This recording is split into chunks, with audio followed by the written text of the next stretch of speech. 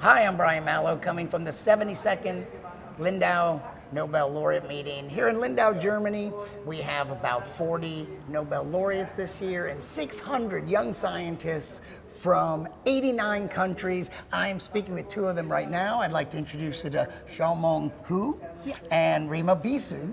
And where are you from and where are you working?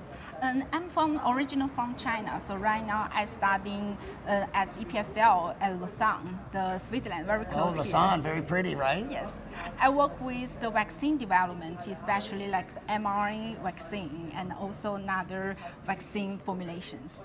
And what level? Are you a postdoc? Or I'm a PhD student. You're a PhD So right student. now I'm in the stage looking for some postdoc training opportunities, And especially maybe in the US in the future. Excellent. And Rima?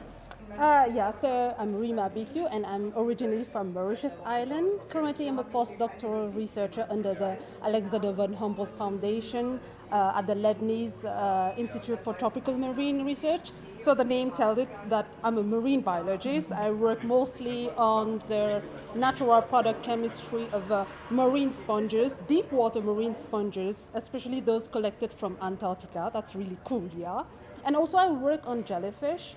I try to look for bioactive compounds from marine organisms that have potential interest in pharmacological research, for example, in the development of anti-cancer drugs.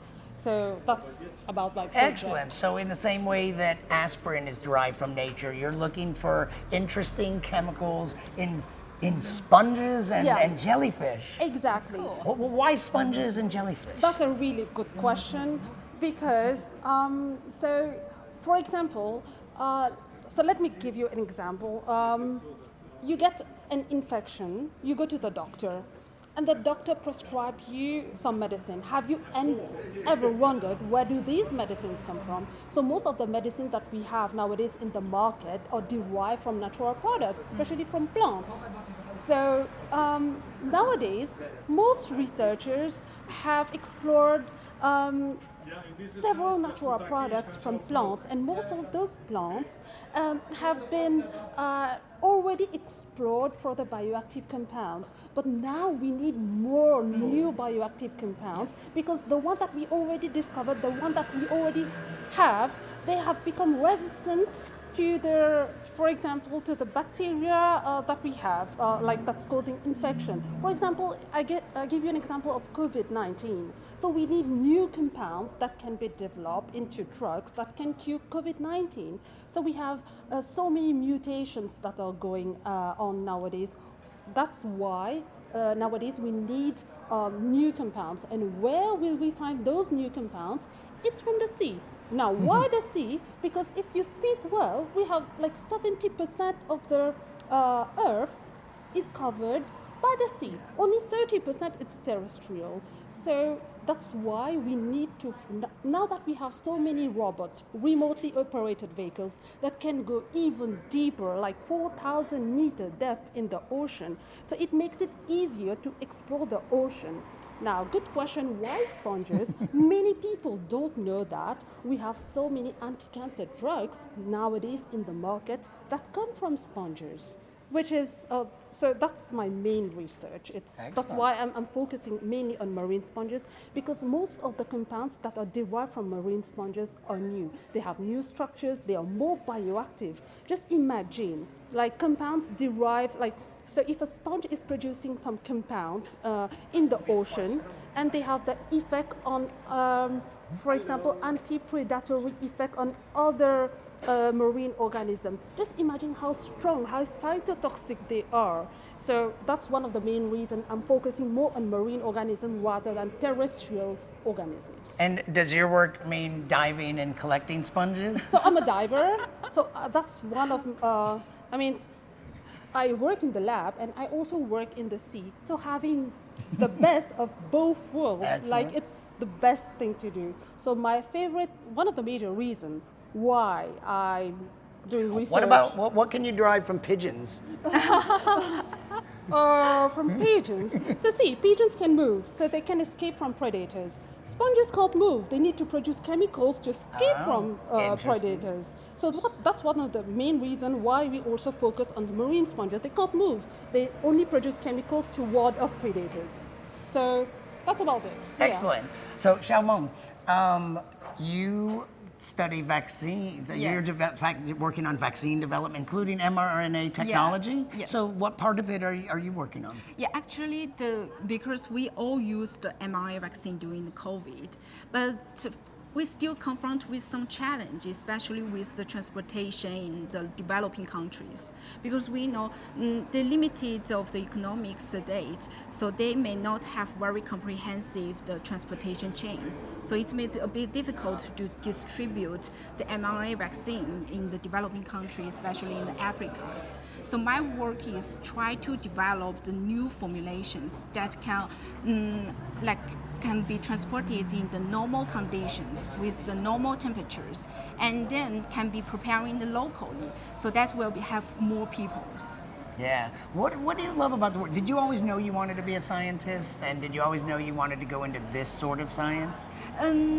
Actually, the most enjoyable moment once you get the positive result. Actually, it's not only related about you like publications or research, because you really see this kind of result will finally bring to the clinical applications, and then they will bring like the smile face to the patients. That's the most enjoyable moment. Excellent. Did you always know you wanted to be a scientist?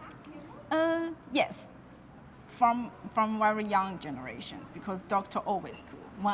When I was young, once I go to the doctors, he or she always can provide this kind of very powerful drugs and bring me back to life. And at that moment, I think, oh, okay, I will also work with like a pharmacy or pharmaceutics engineering and provide all better product to help more people.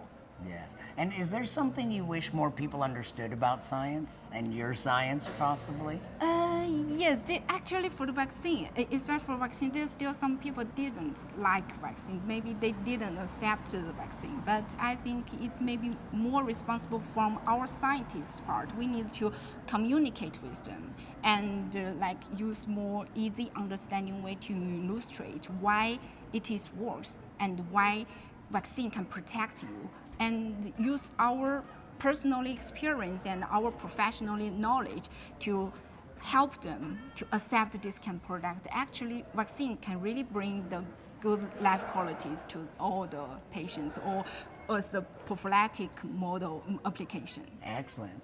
So let's talk about this wonderful meeting we're at, Rima. When you go home and tell your friends and family who've never heard of this meeting, what will you tell them? What is the Lindau Nobel Laureate meeting?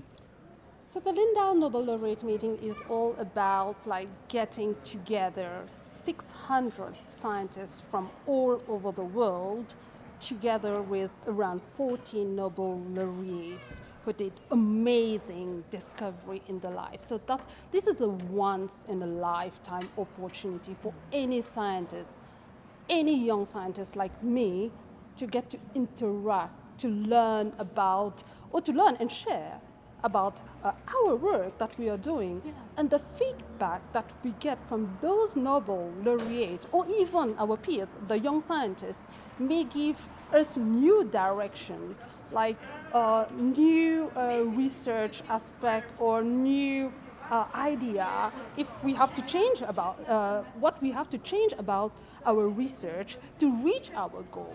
So that's about it. Yeah.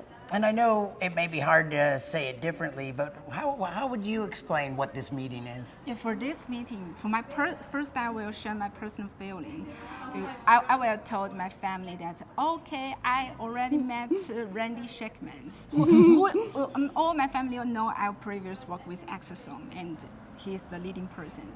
And regarding about more general concept, I would say it's more like a collecting encouragement from the top scientists from the world. They will give feedbacks to your directions, to your insight, really engageable conversations. And this kind of encouragement will do really powerful things like you are puzzling with continually academic or entry to the industry.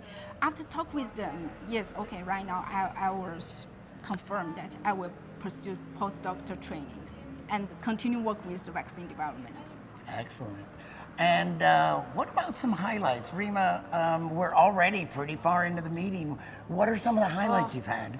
So for me, the most important thing, like even before coming to Lindau, like I was just, so I knew everything about the discovery of GFP, the green fluorescent protein. So why green fluorescent protein? Because it's from a jellyfish. And also, my dream was to meet Osamu, so the one who discovered, who isolated GFP, but it was by accident. So most of the time when I work on jellyfish, so I try to throw the jellyfish in the sink and see if there is some bioluminescence coming out so that I can have my eureka moment just like Osamu. But it never happens. But one of the most important highlights in this meeting was I was able to meet Martin Schalfi. So he is my inspiration, and the way he talks, the idea that he gave how to improve your research, that was really amazing. And I will always keep this in mind. For example, if I have kids in the future, I will be able to tell my kids that, I met a Nobel laureate and also who, like the god of GFP, Martin Schalfi. So that's amazing. Yes, I had a nice long interview with him yesterday, and he was fantastic. Xiaomeng, any highlights? Actually, the highlight I want to quote the phrase from the Francisco Arnold, and she told us in the first day sessions, and PhD students actually act like enzyme. We are not only focused on doing research, produce the data. Actually, we are also equipped with a lot of opportunity to engage other creative activities. Excellent. Yeah, that's the most impressive encouragement I collect. Excellent. Well, thank you for taking the time to talk to me, because there's so much going on here, and have a great rest of the meeting. We have one more full day tomorrow on Malow Island, and thank you.